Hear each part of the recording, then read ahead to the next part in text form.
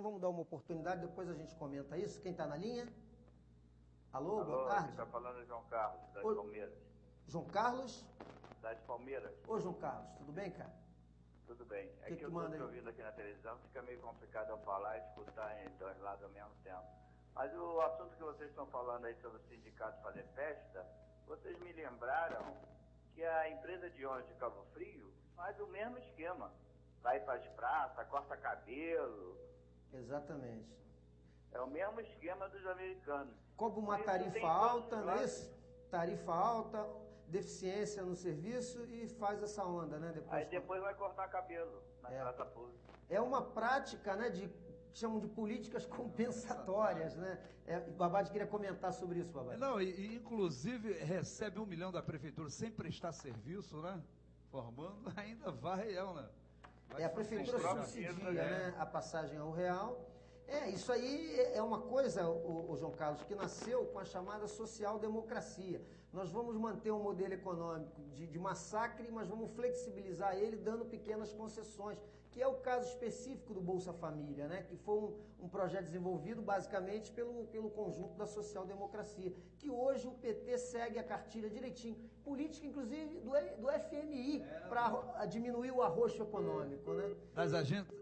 a pena que caiu a ligação. Das agências multilaterais, multilaterais, Banco Mundial, FMI, porque com o arroxo, né, da ortodoxia, né, arroxo monetário, e o pobre já não tem o que comer, o que vai fazer? Vamos fazer uma política compensatória, vamos dar, entendeu? Bolsa Família, coisa e tal. Colocar aqui o seu nome, ô João, aqui no nosso sorteio do livro, para que você possa concorrer aqui ao livro, tá? Vou colocar seu nome aqui, você participou pelo telefone, deixou lá o telefone, a gente depois, se você for o ganhador, faz um contato com você. Mas o que eu queria falar, Babad, são questões, às vezes, que acontecem na calada. Ninguém toma conhecimento disso. E isso foi uma modificação que houve através da lei, que alterou o processo de negociação na Justiça do Trabalho. Para que você tenha uma ideia hoje, isso já aconteceu com o meu sindicato, quando o Sindicato do Trabalhador apresenta uma pauta de reivindicação ao sindicato patronal, e o sindicato patronal não aceita, por exemplo, nós queremos 6% de aumento, para clarear isso para o telespectador. E o sindicato patronal, não quero isso. Se a gente vai para a Justiça Trabalhista abrir o dissídio coletivo, eles fizeram uma modificação na lei hoje, que o dissídio não é instaurado se o patronal não sentar junto e participar. Quer dizer, num flagrante desrespeito ao sindicato dos trabalhadores. Eles criaram uma modificação. Eles tiraram o poder normativo da Justiça do Trabalho de fazer ali o julgamento do dissídio e dizer, é justo, então você dá. Não é justo, você não dá. Ela não pode fazer mais isso. Se o sindicato patronal se recusar a sentar na mesa para discutir o dissídio, não há dissídio, discussão de dissídio. Olha que absurdo que foi aprovado na calada, e eu tenho certeza que muita gente da classe trabalhadora não sabe disso. E a grande maioria dos sindicatos e das centrais sindicais se calaram com relação a isso. Hoje é a maior dificuldade para você conseguir negociar aumento nas convenções coletivas.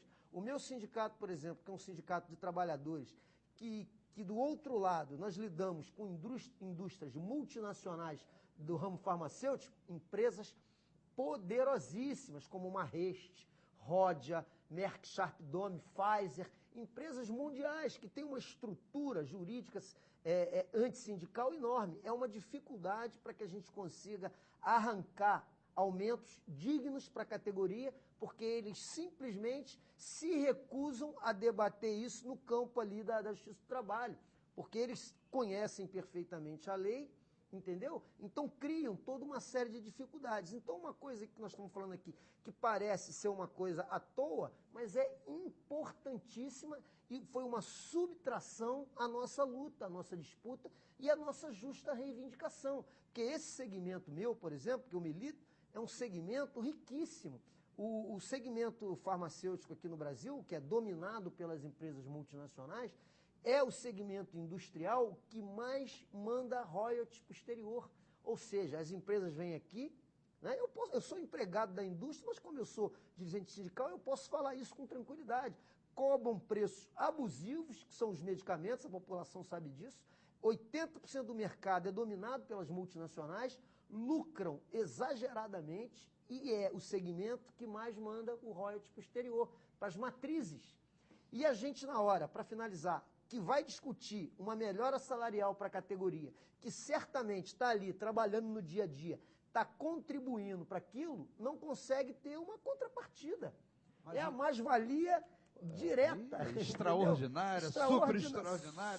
Supervalorizada. Outra coisa, mas explica os royalties, assim, em termos assim, popular, para o ouvinte entender.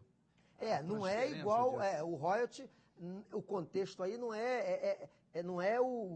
evidentemente parecido com o royalty de petróleo, né? É porque essas empresas, elas oferem lucros e dentro da legislação empresarial, né, como elas são filiais, elas podem, e a legislação permite, através do movimento de fluxo de capitais, elas podem mandar isso para as matrizes. É como uma franquia, por exemplo, né, tem Boticário, essas lojas que são franquias, quando se abre numa cidade, o empresário que é dono da franquia, ele paga um royalty para quem detém o nome da marca. Usar aquela marca. Exatamente. Né? O royalty, na verdade, ele tem um sentido em inglês de indenização, né? Ele leva a esse contexto. Mas eu citei esse caso específico da minha categoria para que as pessoas tenham uma ideia de como nossos direitos, as nossas garantias, vêm sendo precarizados ao longo do tempo. E quando a gente vê no governo um partido que se diz dos trabalhadores, né? Eu sou presidente do sindicato regional e sou presidente da nossa federação nacional. Então eu lido diretamente com essa negociação com os patrões. Babad, e o pau come em cima da gente. No setor privado, né? Privado, industrial, né? Industrial, né? Agora você imagina a dificuldade dos trabalhadores do setor terciário, né? É por isso que aqui no Brasil cresce cada vez mais a questão da terceirização, tanto no serviço privado quanto no serviço público, que aí precariza de vez a relação do trabalho, né? E no serviço público é um crime, principalmente na saúde e na educação, né, Babad? Aí arrebenta mesmo as relações. Né, vamos então fazer o seguinte, vamos aprofundar um pouco essa questão da terceirização, que eu acho importante isso. Vamos fazer um pequeno intervalo de apoio cultural e a gente aprofunda um pouco a terceirização e vamos ver se a gente fala também na questão do trabalhador cabofriense, né, que é fundamental, né? Então, 1 minutinho e meio, a gente vai beber uma aguinha e voltamos já.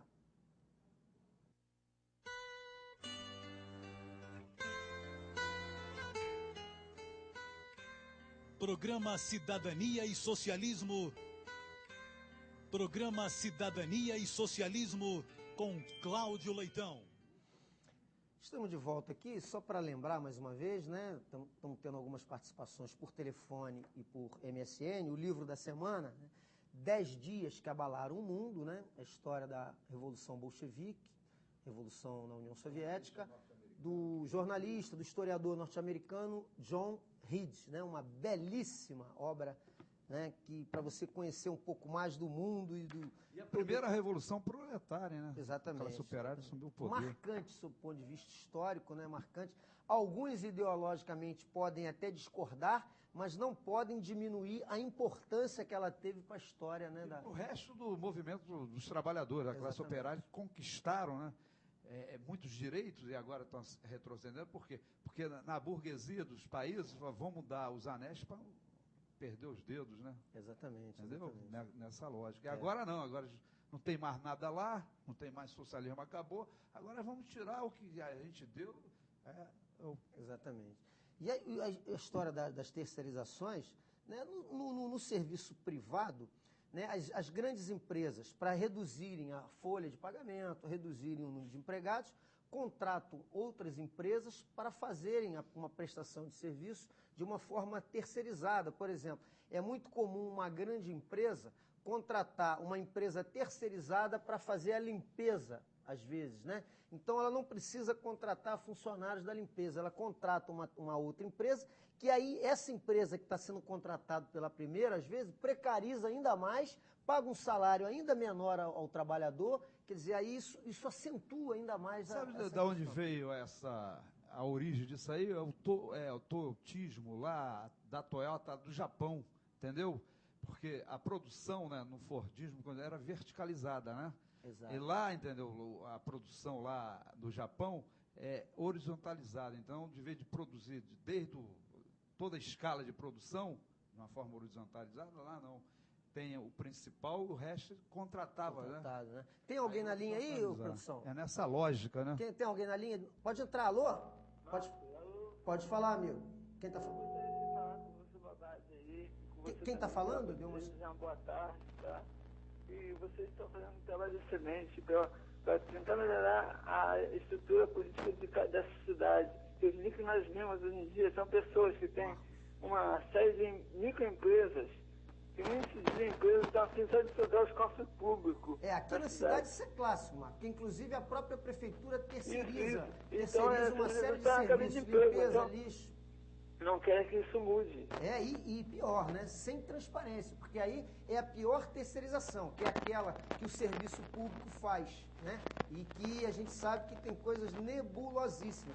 Na saúde, por exemplo, o governo do estado tem feito isso, né? Contratando cooperativas médicas para colocar em emergência do hospital, quer dizer, né? Usurpando o que é uma função de servidor público, de concursado, com contratados, e isso precariza a relação de trabalho, precariza o atendimento à população. Então, a questão da terceirização é digamos, um avanço, entre aspas, que o modelo, né, neoliberal colocou no contexto da relação capital-trabalho, que faz com que se precarize ainda mais e que se reduza a conquista do povo trabalhador, né? Eu agradeço aí a tua participação e a tua lembrança dessas questões aqui na nossa cidade, Marcos.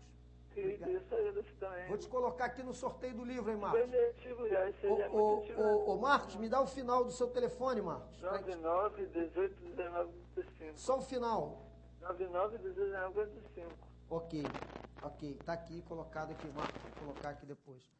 E aí, Babade? E isso favorece também a questão do Caixa 2 para as campanhas políticas, né? Porque se você contratar, abrir concurso para o camarada, o cara vai ser independente e vai ter liberdade de votar em quem quiser. À medida que você contrata uma empresa para prestar serviço, também é uma forma, entendeu, de fazer Caixa 2 também para as campanhas políticas, né? Mas para a gente trazer o assunto aqui para a nossa cidade, Babade, o que será que o trabalhador cabofrense tem para comemorar?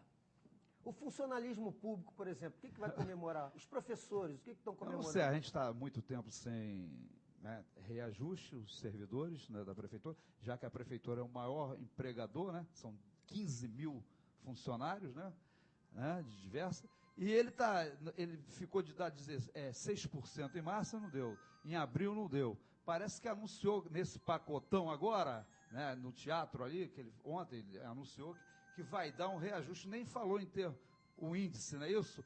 Agora, um cabra que quer gastar quase 100 mil fazendo obras, né, fazendo coisa, investir em matéria, investir em cimento, não investir no ser humano, pô, e um cabra que fala em cidadão, uma cidade para o cidadão, pô, não investe no cidadão, é uma incoerência, né? A situação do trabalhador de Cabo Frio, ele reflete essa realidade nacional. Até porque a gente aqui Cabo Frio vive uma crise grave no que se refere à geração de emprego, né? Você vê que, como você disse muito bem num programa anterior, o que prevalece aqui, na grande maioria dos segmentos, é a informalidade. Então é um trabalhador que não tem acesso a direitos, que não tem carteira assinada, entendeu? E vive às vezes... Vive de expediente, dependendo do expediente. Vai vender picolé, vai depender do sol, da praia, aí vai vender, né? E fica à mercê de favores políticos, né? Então Cabo Frio é uma cidade cuja vocação é o terceiro setor, né? E não adianta aquela conversa, nós temos que trazer um condomínio industrial, não é a solução. O condomínio industrial, evidentemente, vai minimizar. Você vai trazer algumas empresas, mas a geração de emprego dentro da área industrial hoje, ela está muito reduzida em função da tecnologia, em função da maquinaria que é utilizada. Aonde você tinha 20 caras trabalhando, hoje você tem um com uma máquina. Então, a solução da crise do desemprego em Cabo